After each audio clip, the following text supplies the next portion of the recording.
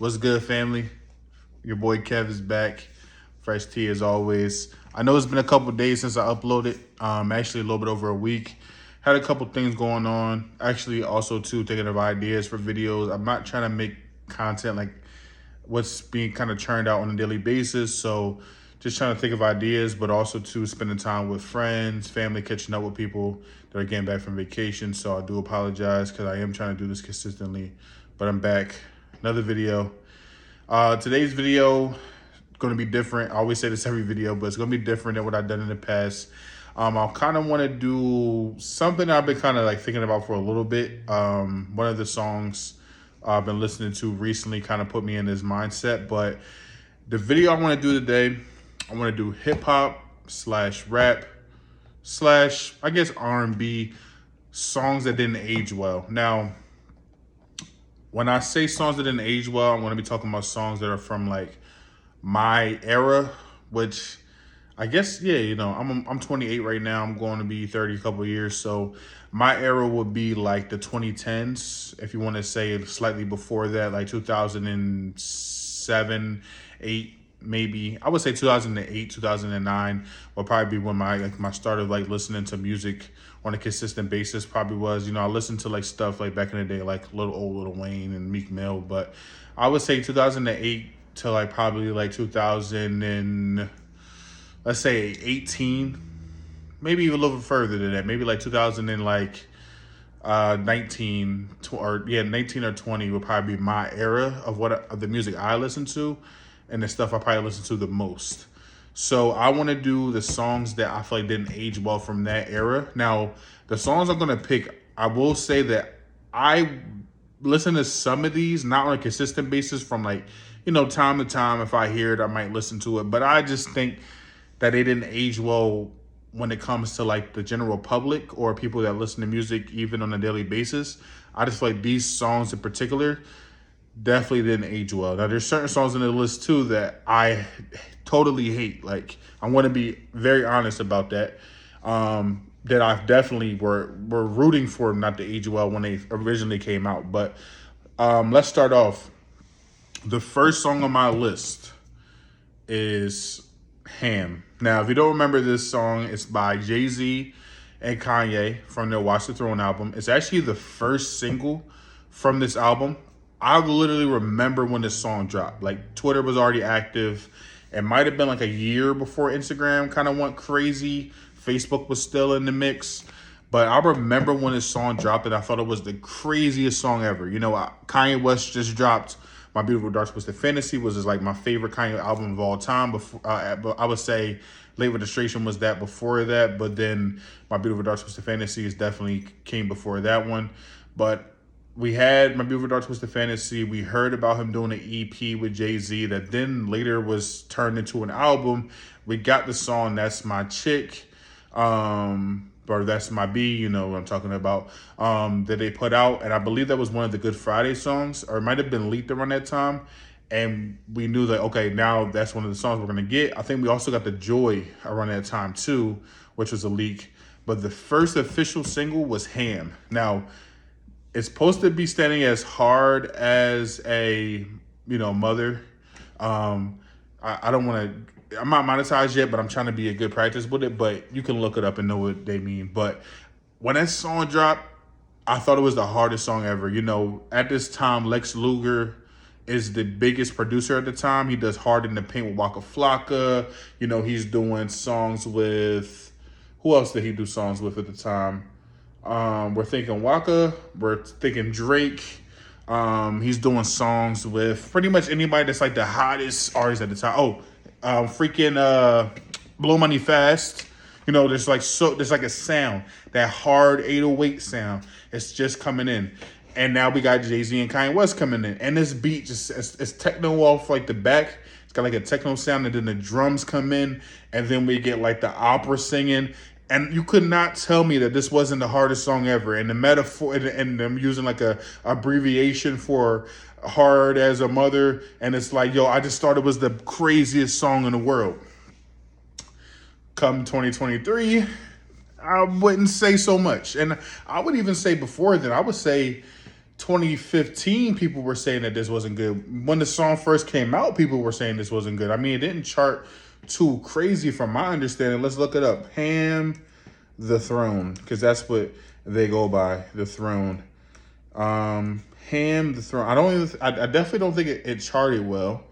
Let's see. Wow. I don't care. Always want to know my location. Let's see. Go to the charts. This song charted at 23. So it's not too bad. Top 40, but it's not like a In Paris. You know what I mean? Like it's not what's another song? No Church in the Wild. Like that's album alone has a lot of like generational songs that we're going to listen to for the rest of our life. But that song in particular was not it. And I don't know how they feel about it. Like I would be interested to hear Kanye West and Jay-Z kind of like go over this album and kind of go track by track and just hear what their thoughts are today in 2023. And it's crazy because it came out, what would that be? I think that was 2011 that Watch the Throne dropped. Yeah, it had to be 2011 because that's the same time that Carter 4 came out, and they dropped like very similar time, 2011. So it's 2 years removed. I wish they would have done a 10-year anniversary, but they still have time. It'd be very interesting just to see what they think about this album as it aged over time. Now, there's certain songs in here like Made in America, I love. The Joy is amazing. Like Pete Rock and Jay-Z never even have a song together. It's their only song together. Pete Rock produced song, Kanye West spitting. The best song in that, the best line in that song, and I know I'm going on a tangent, but people what did he say, something about Planned Parenthood because nobody ever had planned to be a parent in the hood, like, you know what I mean? Like this album alone was just a crazy album when it first came out, but this song was just not it. Now that you look back on it, and I'll say I still listen to it from time to time, but it just didn't age well. The sound, it just doesn't match up. Like it's still an 808 Mafia type.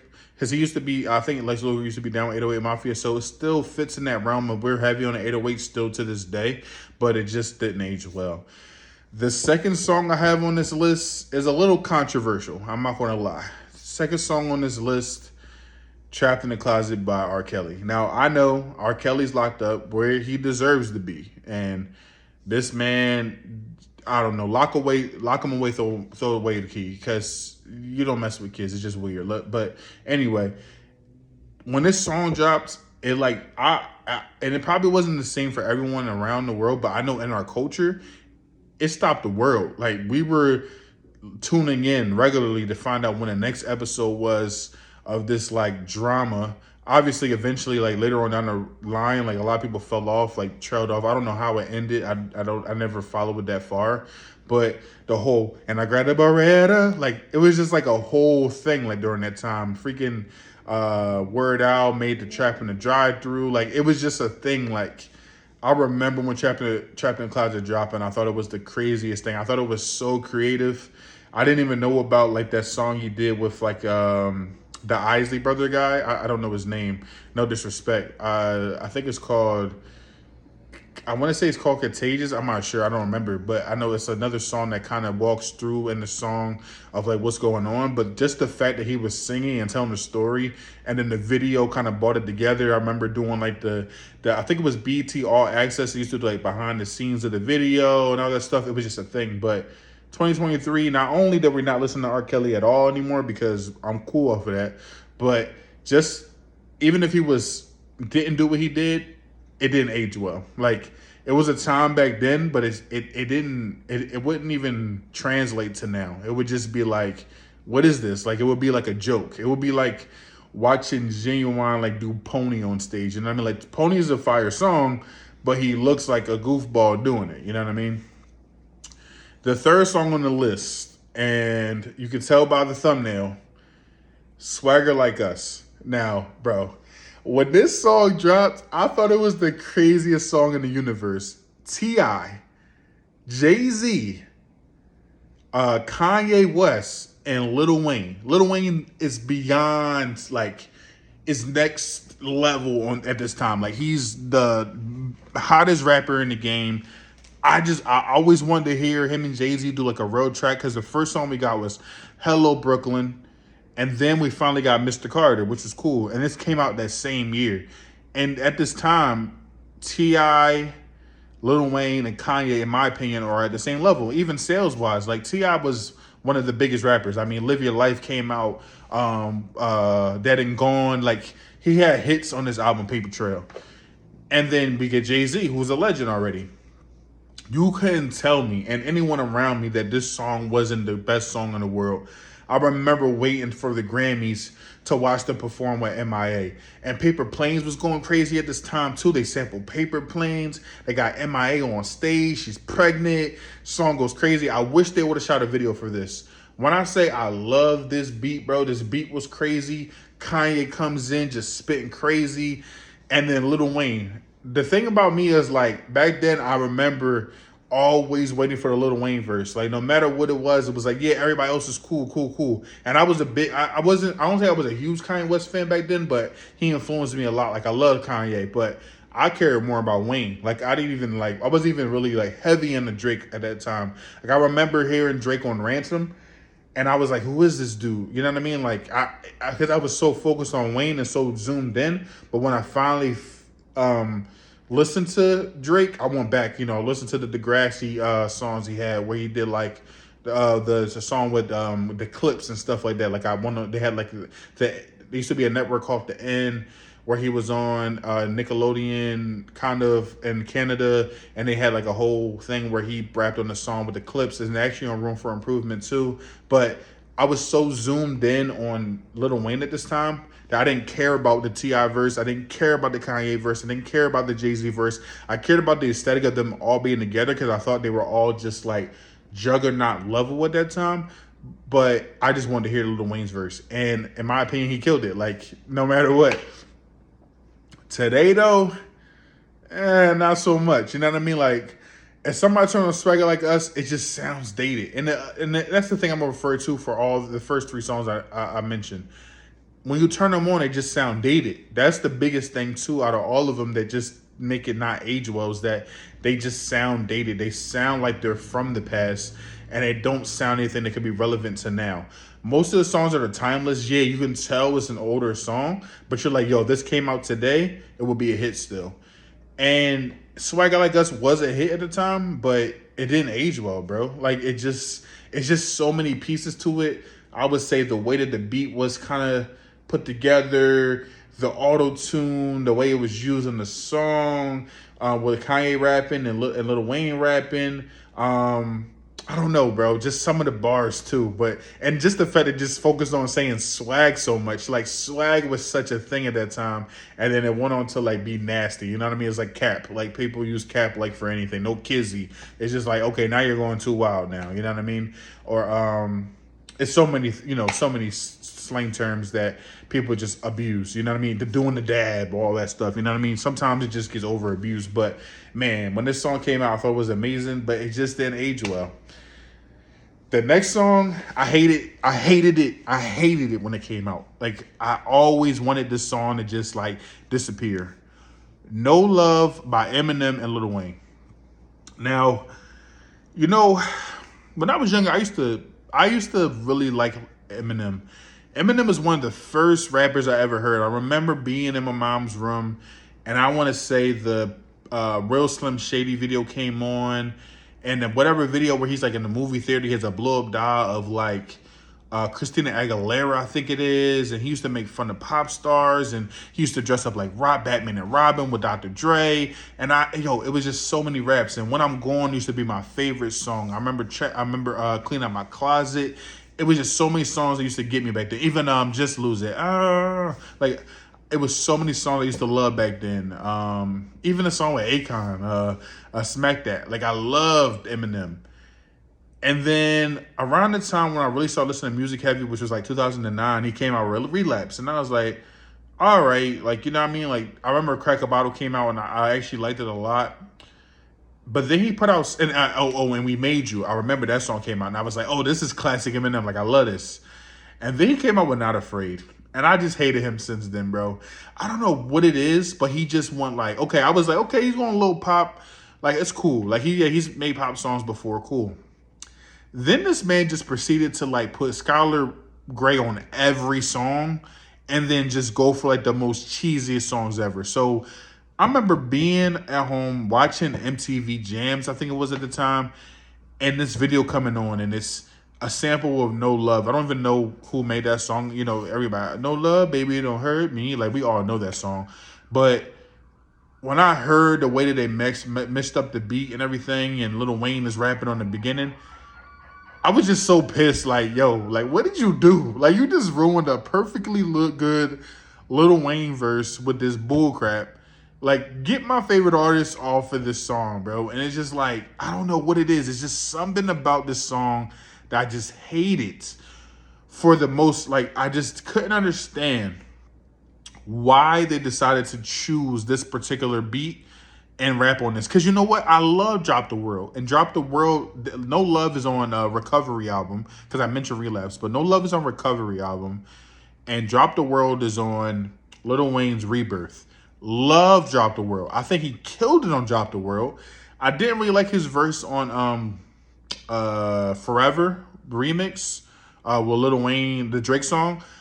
I didn't really like it, but I didn't mind it because I feel like he was just doing his thing. Like, it still was cool. It wasn't bad. Drop the World was fire. And then he puts out this mid. Like, when I say this song is so mid, it's mid, bro. Like, it's beyond. It's just garbage. And Eminem just does stuff like this, where he just puts out like the most trashiest songs. When he's just so talented. He could do way better. He continues to do these songs with Pink and Skylar Grey and Ed Sheeran. And it's like, bro,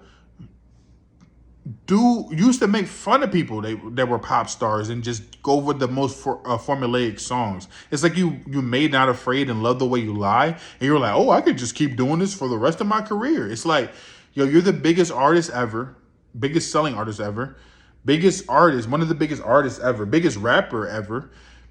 I guess, metrics wise, do the songs that you want to do, like that you say you want to do. You say that Redman's your favorite rapper. Do a song with Redman. Do a song with Nas. Do a song with Jay-Z. The last song you did with Jay-Z was Renegade.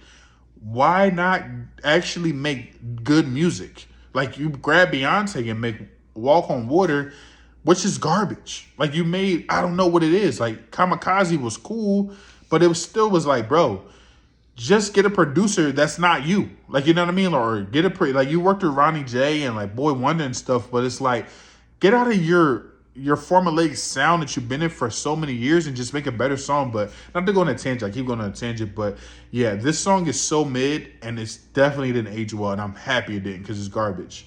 The next song is another Eminem song.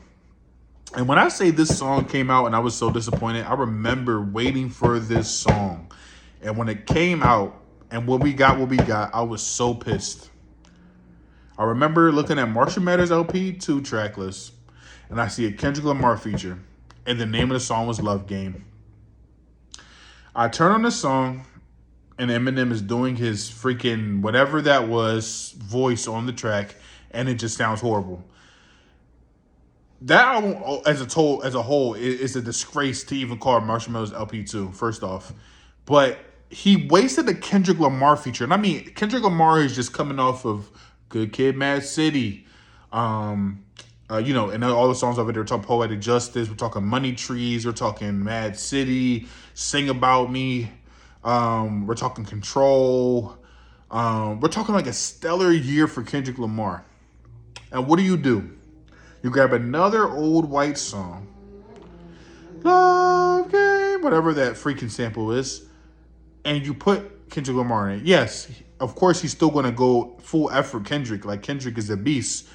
You chose the middest beat ever and put Kendrick on it, and you wasted a Kendrick Lamar feature. You could have went so many different ways, and you wasted a Kendrick Lamar feature. I will never forgive Eminem for that. He wasted a Kendrick Lamar feature, and he got my hopes up. I thought, man, they're going to go crazy. Like, even if he rapped Relapse level on it. Relapse was a good Eminem album still. There's certain songs I didn't like on it, like Not Afraid, but it's Not Afraid on Relapse. I'm pretty sure it is. I don't want to make sure I'm not getting it wrong.